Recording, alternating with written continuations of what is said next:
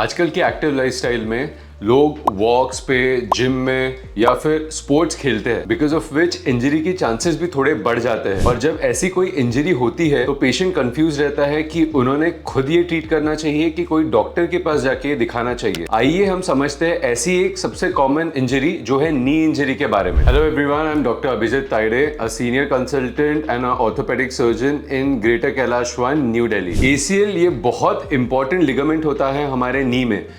जैसे इस मॉडल में आपको दिखाऊं तो ये जो है ये एसीएल लिगामेंट होता है। ऐसी एक क्रूशिएट लिगामेंट होता है पीसीएल, जो पीछे होता है। ये एसीएल लिगामेंट हमारा ऊपर का बोन जो फीमर है और नीचे का बोन जो टिबिया है इसको जोड़ता है। टिबिया का फॉरवर्ड जो मूवमेंट होता है उसको कंट्रोल करता है। ऑल्सो द रोटेशनल मूवमेंट हमारे जो नी में होता है उसको एसीएल कंट्रोल करता है। ये एसीएल चोट होती कैसे है? कॉमनली जो देखा जाता है, जब भी पेशेंट गिरता है या उसे चोट लगती है, ट्विस्टिंग होता है, उसके घुटने से एक आवाज आता है जिसे पॉपिंग साउंड हम बोलते हैं, जो बहुत कॉमनली देखा जाता है। जब भी पेशेंट गिरता है, देख लीजिए अगर वो स्पोर्ट्स है, कोई भी गाड़ी से गिरता है या नॉर्मली भी गिरता है और उसका ट्विस्टिंग ऑफ नी होता है तो एसीएल टूटने के चांसेस बढ़ जाते हैं। इन स्पोर्ट्स जब भी पेशेंट दौड़ रहा है, दौड़ते दौड़ते सडनली रुक के वो अगर डायरेक्शन चेंज करता है जिसमें ट्विस्टिंग रोटेशन मूवमेंट होता है, उसमें इंजरी के चांसेस बहुत ज्यादा बढ़ते हैं। कोई पेशेंट जंप कर रहा है और वो लैंड अगर गलत करता है और ट्विस्टिंग होता है तो एसीएल टूटने के चांसेस बढ़ जाते हैं। कभी कभी बिना कोई चोट के भी हम जब पेशेंट्स देखते हैं उनको बचपन में या फिर